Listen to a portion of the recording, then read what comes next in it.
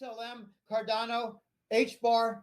Yeah, what's the other? strategic Strategic. assets. How many different strategic corporations are there that have the coins, the altcoins that work?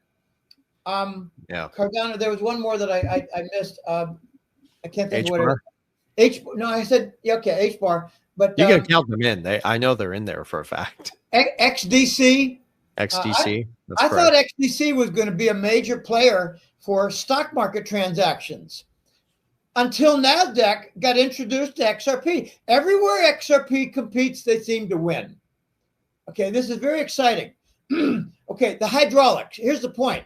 You got 1,000 different companies, and they're all funneling into 7. Yeah.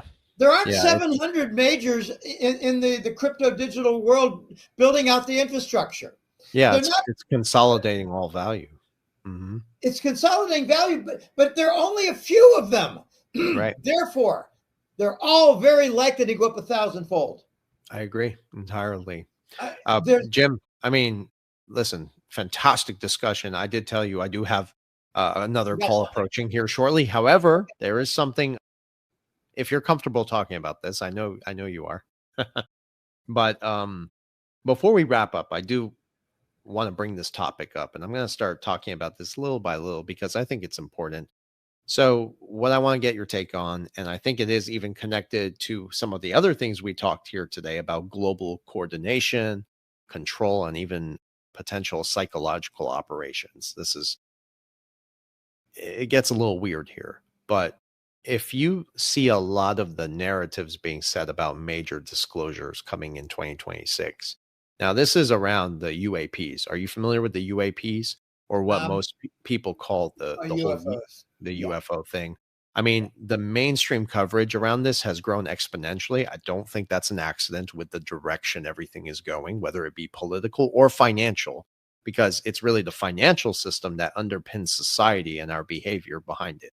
So the speculation now is not everything that we've been told. I don't think it's organic. I think it's mostly BS, what's coming out as far as how the narrative is being set. Now, I do remember, and I have listened to people in the past, where the founders of NASA in the early days, and we can all translate NASA and see what that means. I don't want to say it here.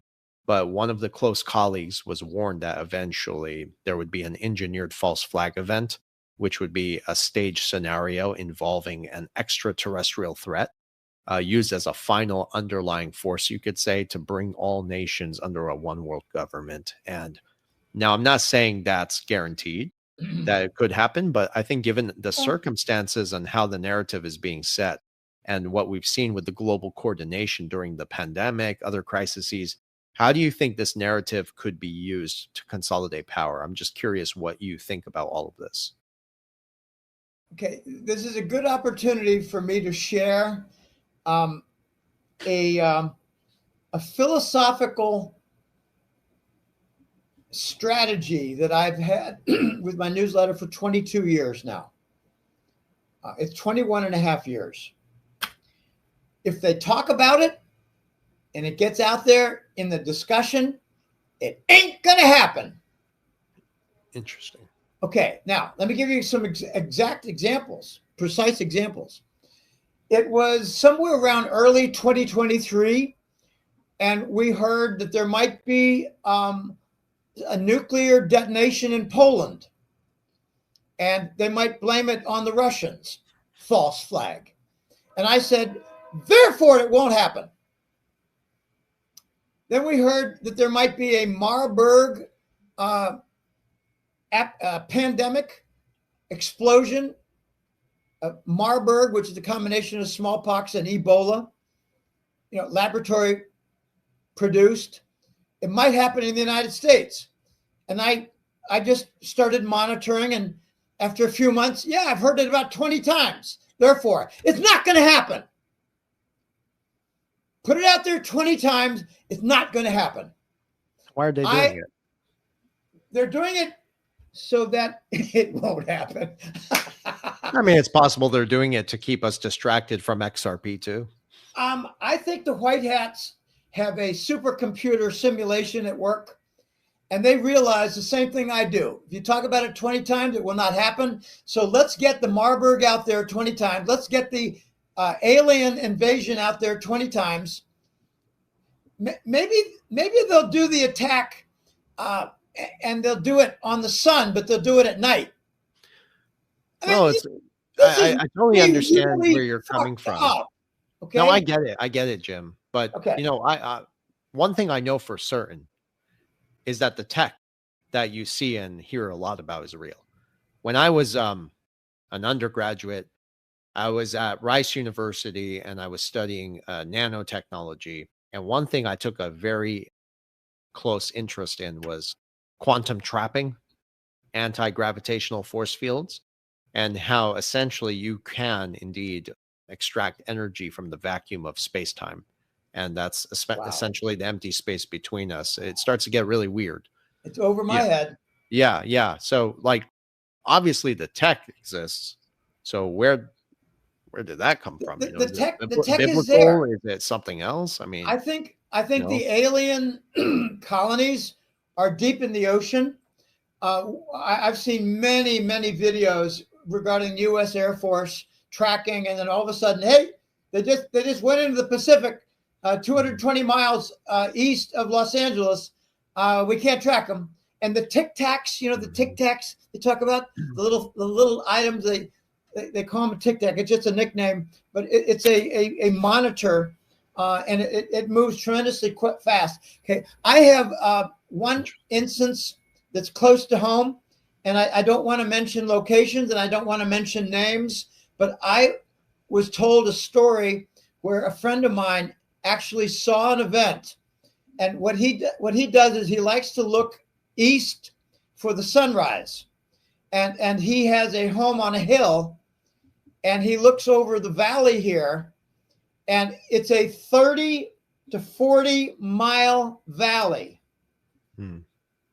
And he saw an a purple dot far in the distance over the mountains on the other end of the horizon.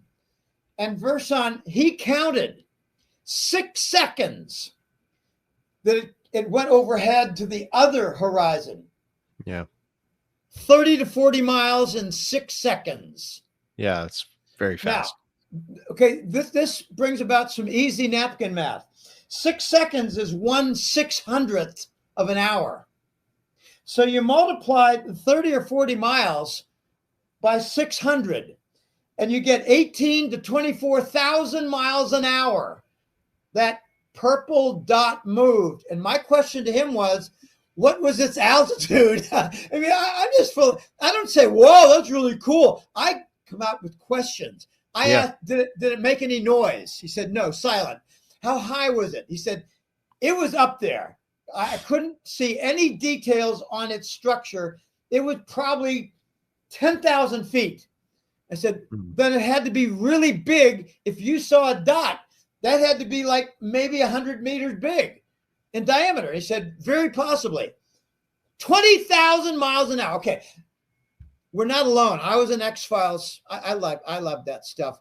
I had a crush on Gillian Anderson. I thought she was just gorgeous. Oh yeah. Anyway, we're not alone. They're hiding in the ocean, underground, and they're hiding underground, and they're hiding in full view among us. Interesting. With disguises or adaptations. I don't want to get into all that. Yeah, but no, neither do I. I just wanted to. Your question was on the event to bring about a global power shift. I think it's more likely to happen over a failed foundation to the global financial system. I think it's also more likely to happen regarding a geological, geophysical event like, what's the word? Magnetic pole shift. That's already a concern.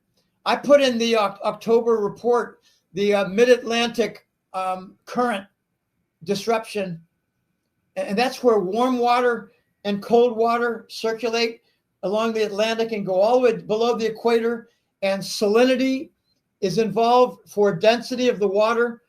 The denser water moves more slowly. The pure water that's not so much salinity, it doesn't move as fast. That whole current is slowing down, and it's really alarmed a lot of scientific people, scientific research types in the U.S. military, and that's one reason they're focusing on Greenland. That's just one of several reasons. So, what are they terraforming? Changing the ionosphere, changing the temperature of the planet. I don't think it's aliens. I don't think it's alien technology that's affecting the planet Earth. I think it's the human influence. It's pollution. It's garbage. It's not carbon dioxide. How stupid is that? That is stupid. And they're calling nitrogen and carbon dioxide pollutants, taking over farms. Okay, these are essentials for life, and that's why they're attacking them. They're essentials for life. Oh wow! Okay. When you see these scientific, what do you call it, science fiction movies like Blade Runner 2050. Oh, I've never seen a tree. That must be really beautiful. Okay, that's the fear. We're going to lose our trees. We're going to lose because of the carbon dioxide that's being attacked by these assholes like Bill Gates. I've got a joke, and it's not intended to be a joke. How many times do we have to execute Bill Gates? How many times? Oh, wow. Yeah. It's been 3 already. We're up to number 4. We're coming up to it. Supposedly. So, yeah. All right. So, okay. This was terrific. Thank you for answering that. I think it's the financial failure. That's the event.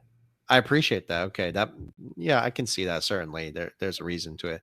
So I guess then the real question for the audience, it's not whether we're being visited, but whether the idea of being visited becomes really the final pretext to fully integrate us into a digital order, possibly. I'm not going to throw it out there either way. It's very clear. And from my insiders and friends I've spoken to, that 2026, you're going to see a lot of information come out.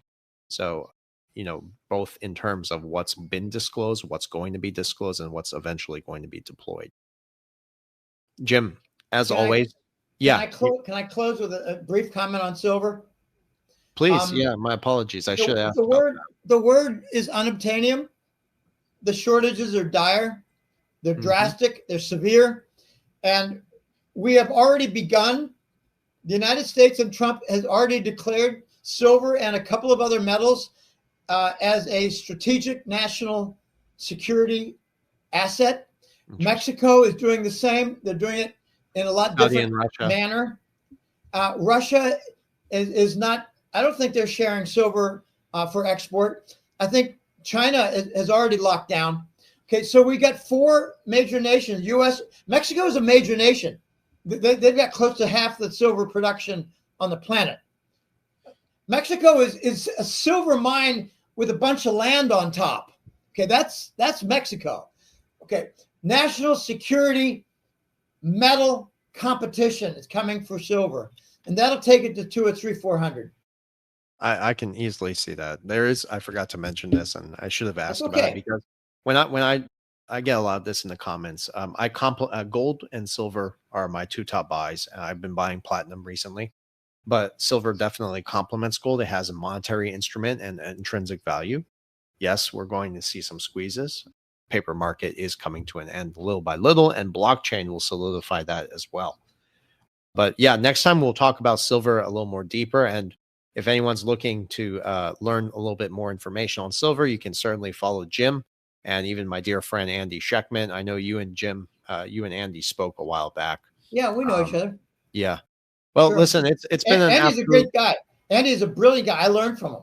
I love Andy. Yeah, he's a good friend. Let me just say about gold and silver, don't be alarmed at the consolidation here. It got ahead. It went parabolic and went above its trend line. It has to calm down. It'll meet up with the moving averages and move upward again very soon. Don't know how long. They are. I mean, see, these conversations can go on forever, hours. Yeah. They are re-leveraging as well. So that's another side to it. So many interconnected reasons. But to your point, I certainly see that.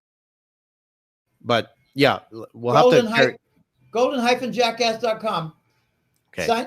Support my work. I'm telling you, I'm too vocal.